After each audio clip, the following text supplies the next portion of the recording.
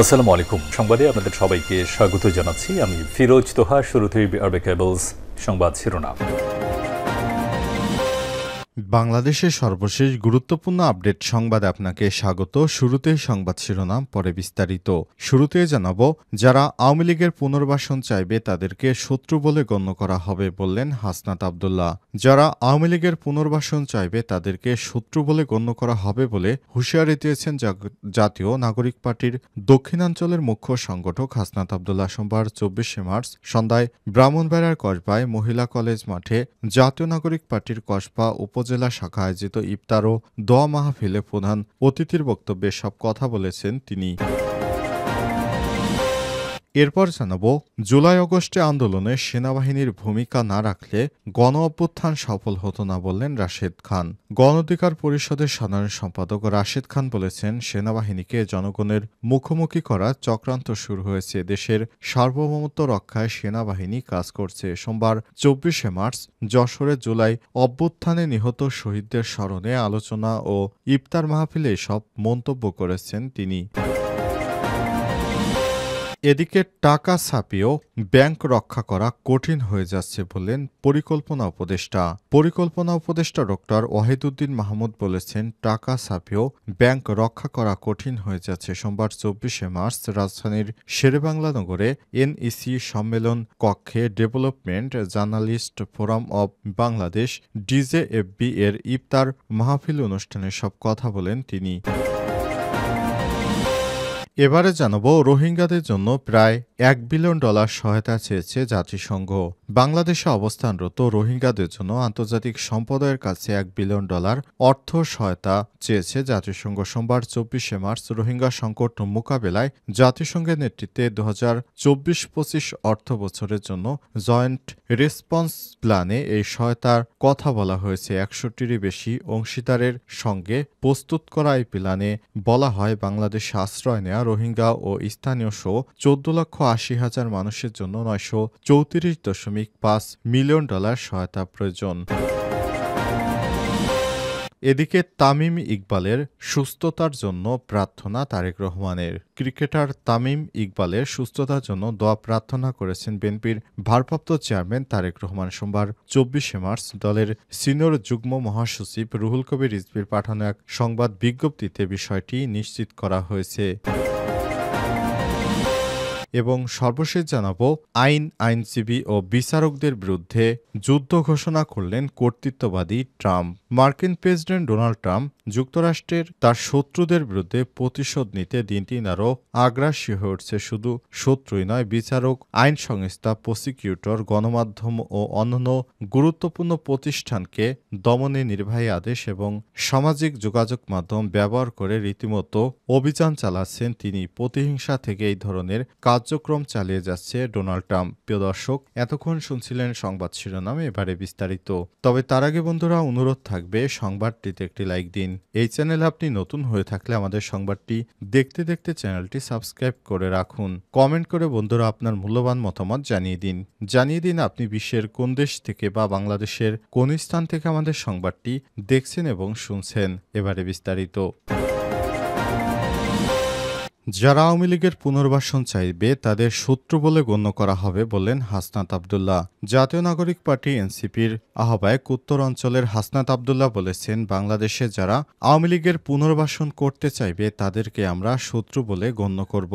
তারা যে পর্যায়ের লোক বা যে স্থানের লোকই হোক না কেন, তাদের অবশ্যই মনে রাখতে হবে, বাংলাদেশে ফ্যাসিস্ট হাসিনা ছিল একটি স্বৈরাচারের দোসর। তারা বাংলাদেশে কোনো রাজনৈতিক সংগঠন ছিল না, তারা ছিল ভারতের এজেন্ট। এই ভারতীয় এজেন্টদের যারা পুনরায় প্রতিস্থাপন করতে চাইবে তাদের বিরুদ্ধে আমরা ব্যবস্থা গ্রহণ করব বলে জানিয়েছেন তিনি। এ সময় তিনি সতর্ক করে জানিয়েছেন যে আপনারা যারা আওয়ামী লীগকে পুনর্বাসনের দিবাস্বপ্ন দেখছেন তাদের বিরুদ্ধে কঠিন থেকে কঠিনতর ব্যবস্থা গ্রহণ করা হবে। তারা বাংলাদেশকে অস্থিতিশীল করতে চেয়েছে, সুতরাং তাদেরকে বাংলাদেশে আর ফেরত আনা সম্ভব নয়। তারা ২,০০০-এর মতো মানুষকে হত্যা করেছে। বিগত ১৭ বছরে গুম খুন এমন কোনো অপরাধ নেই যা আওয়ামী লীগের সরকার করেনি, সুতরাং এদেরকে ফিরে আনতে হলে আমাদের রক্তের উপর দিয়ে আনতে হবে। আজ কুমিল্লায় ইফতার মাহফিলে সব কথা বলেছেন হাসনাত আব্দুল্লাহ। এ সময় তিনি হুঁশিয়ারি উচ্চারণ করে দিয়ে বলেছেন, সারা দেশে যারা চাঁদাবাজি করে তাদের বিরুদ্ধে কঠিন ব্যবস্থা গ্রহণ করব। জুলাই আগস্টে আন্দোলনে সেনাবাহিনীর ভূমিকা না রাখলে গণ অভ্যুত্থান সফল হতো না বললেন রাশেদ। গণ অধিকার পরিষদের সাধারণ সম্পাদক রাশেদ খান বলেছেন, সেনাবাহিনীকে জনগণের মুখোমুখি করা চক্রান্ত শুরু হয়েছে। দেশের সার্বভৌমত্ব রক্ষায় সেনাবাহিনী কাজ করছে। সোমবার 24শে মার্চ যশোরে জুলাই গণ অভ্যুত্থানে নিহত শহীদদের স্মরণে আলোচনা এবং ইফতার মাহফিল এমন মন্তব্য করেন তিনি। এ সময় রাশেদ বলেছেন, জুলাই আগস্টে অভ্যুত্থানে যদি সেনাবাহিনী ভূমিকা না রাখত তাহলে অভ্যুত্থান সফল হতো না। যখন সেনাবাহিনীর বন্দুকের নল আওয়ামী লীগের দিকে, ফ্যাসিস্ট পুলিশের দিকে তাক করেছিল, তখনই অভ্যুত্থান সফল হয়েছে। এখন সেই সেনাবাহিনীকে জনগণের মুখোমুখি করার চক্রান্ত শুরু হয়েছে। সময় রাশেদ খান আরও বলেছেন, জুলাই আগস্ট অভ্যুত্থান যদি সেনাবাহিনী ভূমিকা না রাখত তাহলে কোনো অভ্যুত্থানই সফল হতো না। যারা সেনাপ্রধানকে সরানোর ষড়যন্ত্র করছেন তাদের উদ্দেশ্যে রাশেদ বলেছেন, একটি পক্ষ সেনাবাহিনীকে উস্কানি দিয়ে আরেকটি ১১ তৈরির চক্রান্ত করা হচ্ছে। জনগণ সেনাবাহিনীর বিরুদ্ধে ক্ষুব্ধ করা হচ্ছে। এই চক্রান্তের সঙ্গে দেশীয় এবং বিদেশি চক্রান্তকারীরা জড়িত। তাদের বিষয় আমাদের সজাগ থাকতে হবে। সেনাপ্রধানকে সরিয়ে আরেকটি ফখরুদ্দিন মঈনুদ্দিন হবে না এদেশে। সুতরাং আমাদের সেনাবাহিনী প্রধান যে ছিলেন সেই থাকবেন। সেনাবাহিনীকে জনগণের মুখোমুখি করা যাবে না। জনগণ সেনাবাহিনীর প্রতি পূর্ণ আস্থা রাখে বলেও জানান রাশেদ খান। টাকা ছাপিয়েও ব্যাংক রক্ষা করা কঠিন হয়ে যাচ্ছে বললেন পরিকল্পনা উপদেষ্টা। পরিকল্পনা উপদেষ্টা ডক্টর ওয়াহিদুদ্দিন মাহমুদ বলেছেন, টাকা ছাপিয়েও ব্যাংকগুলোকে রক্ষা করা কঠিন হয়ে যাচ্ছে। সোমবার 24শে মার্চ রাজধানীর শেরেবাংলা নগর এনইসি সম্মেলন কক্ষে development journalist forum of Bangladesh DJFB এর ইফতার মাহফিল অনুষ্ঠানে সব কথা বলেছেন তিনি বলেছেন, স্বৈরাচারী শেখ হাসিনা সরকার বাংলাদেশের অর্থনীতিকে খাদের কিনারায় রেখে গেছে। প্রত্যেকটি ব্যাংকগুলো থেকে তারা হাজার হাজার কোটি টাকা লুটপাট করে নিয়ে গেছে। সেই টাকাগুলো তারা লোন করে ব্যাংকে আর টাকাগুলোকে ফেরত দেয়নি। এ কারণে ব্যাংকগুলো এখন মৃতপ্রায়। এই মৃতপ্রায় ব্যাংকগুলোকে সচল করার জন্য সরকারকে টাকা ছাপিয়েও এর মোকাবেলা করতে হিমশিম খেতে হচ্ছে। ওয়াহিদুদ্দিন মাহমুদ বলেছেন, বর্তমান পরিস্থিতিতে হুন্ডির মাধ্যমে টাকা আদান প্রদান কমেছে, তাই প্রবাসী আয় বেড়েছে। ওয়াহিদুদ্দিন মাহমুদ আরও বলেন, বর্তমান পরিস্থিতিতে বিদেশি বিনিয়োগ আসতে চাইবে না, তবে এত কিছুর মধ্যেও রপ্তানি আয় বেড়েছে, জিনিসপত্রের দাম আরও কমেছে। উপদেষ্টা আরও বলেছেন, পরিকল্পনা কমিশনের অনিয়মিত যতটুকু প্রকাশ করা হবে তত স্বচ্ছতা বাড়বে।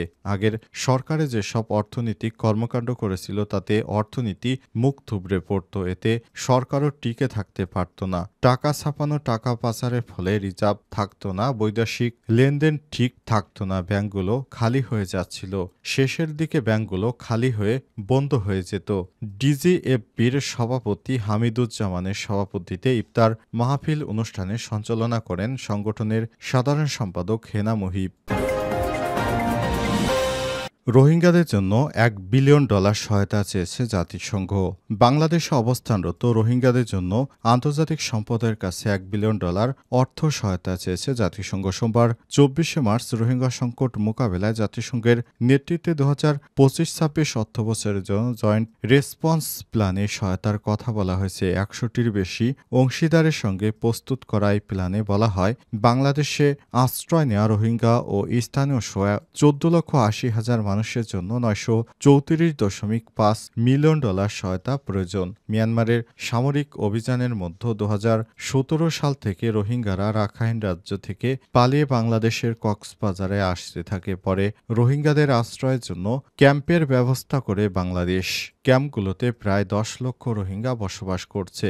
বিবৃতিতে আরও বলা হয়েছে, রোহিঙ্গাদের আশ্রয়নে 8ম বছর রোহিঙ্গাদের মানবিক সংকট আন্তর্জাতিক আলোচনার বাইরে, যদিও তাদের জন্য জরুরি সহায়তা প্রয়োজন এখন রয়ে গেছে। এতে জোর দেওয়া হয়েছে খাদ্য সহায়তা, জ্বালানি বা তহবিল ঘাটতি অত্যন্ত ঝুঁকিপূর্ণ এই জনগোষ্ঠীর জন্য ভয়াবহ পরিণতি ডেকে আনবে। জাতিসংঘ জানিয়েছে আশ্রয় নেওয়া রোহিঙ্গাদের এক তৃতীয়াংশের বয়স 10 থেকে 24 বছর। আনুষ্ঠানিক শিক্ষা, পর্যাপ্ত দক্ষতা বৃদ্ধি ও স্বনির্ভরতার সুযোগ না পেলে তাদের ভবিষ্যৎ শঙ্কাপূর্ণ। তাদের নিরাপত্তা দিতে এবং তাদের সহযোগিতা না করলে আগামীতে তারা সন্ত্রাসী কর্মকাণ্ডে জড়িয়ে পড়বে। তাদেরকে সঠিকভাবে আর্থিক সহায়তা করে তাদের কর্মসংস্থানের ব্যবস্থা করতে হবে। তা না হলে দেশে সব ধরনের আশঙ্কা দেখা দিবে। তারা কি করবে তখন? তারাও দেশে একটি খারাপ পরিস্থিতি ডেকে আনবে। তাই দেশ এবং জনতাকে বাঁচাতে হলে অবশ্যই জাতিসংঘের সদস্য দেশগুলোকে রোহিঙ্গাদের সহায়তা করতে হবে।